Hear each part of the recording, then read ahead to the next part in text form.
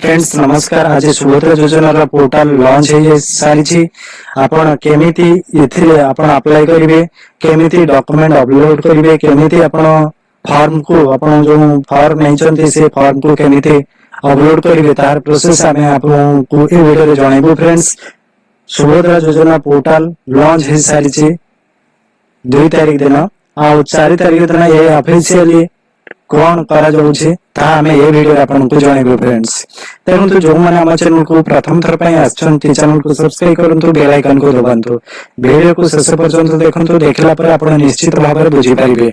देखंतु फ्रेंड्स हमें अबे स्क्रीन पर को जिबा, एठार सर्च करिबा subraodisha.gov.in लेखि सर्च करनियन नोजे सर्च करनोजे। सर्च कला पर एभली इंटरफेस आसी जो देखंतु। फ्रेंड्स जो माने सर्च करि परिबे नहीं, मोबाइल में मध आपण करि परिबे, आपण को कोनो से सुविधा नहीं। आपण कंप्यूटर आपण जहादर करंतु करि परिबे, कोनो से सुविधा नहीं। एठारे आपण दिया छै देखंतु घर घर सुभद्रा योजना, एठी देइ छै अधिकारी का लॉगिन आ एठारे देइ छै देखंतु योग्यता मानदंड माने प्रतिटी सुभद्रा योजना पय योग्यता मानदंड अधिकार सूचना दी जाए। क्लिक करेंगे, क्लिक करें आपण तारा योग्यता मानदंड दी जाए, आपण पढ़ी बुझी पारे। देखो ओडिया रे लिखा अछि, कौन से असुविधा नहीं। आपण पूर्ण बैक देखंतु, तापर एठार लिखा अछि आवेदनकारी दायित्व अधिकारी सूचना। एठे भी मध्य तार सूचना आवेदनकारी दायित्व कौन सब रही तार सूचना एठार लिखा जाय अछि।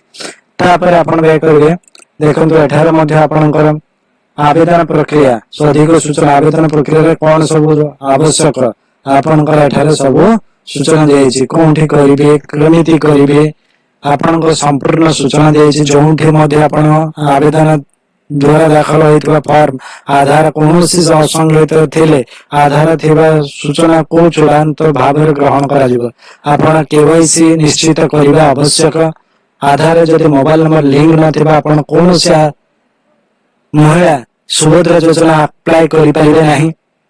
सेति जो महिला मानकर 21 रु 60 वर्ष भीतर से माने तुरंत आधार रे मोबाइल नंबर लिंक करे नियंतु, आ बैंक रे आधार नंबर मध्ये लिंक करे नियंतु। कारण जो पैसा आसीबो ता डीबीटी अकाउंट को आसीबो, जो आधार लिंक थिबो आपण आधार रे पैसा उठोंती, आधार रे पैसा देखंती, ताहाले आपण को जानबे पड़े जे आधार रे आपण को लिंक रही छै, नहले आपण पैसा पाई परिबे नहीं। देखंतु ए सब घोषणा नामा रही तळ को आसीबे। देखंतु एठार अभियोग निर्देशावली बारंबार पचार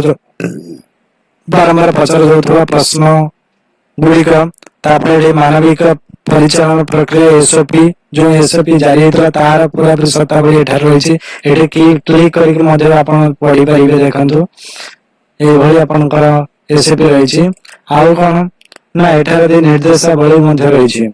आपण लॉगिन केमिति करिवे, देखंतु लॉगिन एबे पर्यंत ऑप्शन आसिन। देखंतु एठार मु क्लिक करछि लॉगिन जत क्लिक करछि शीघ्र उपलब्ध हबो, तार अर्थ ए पर्यंत लॉन्च हेनी।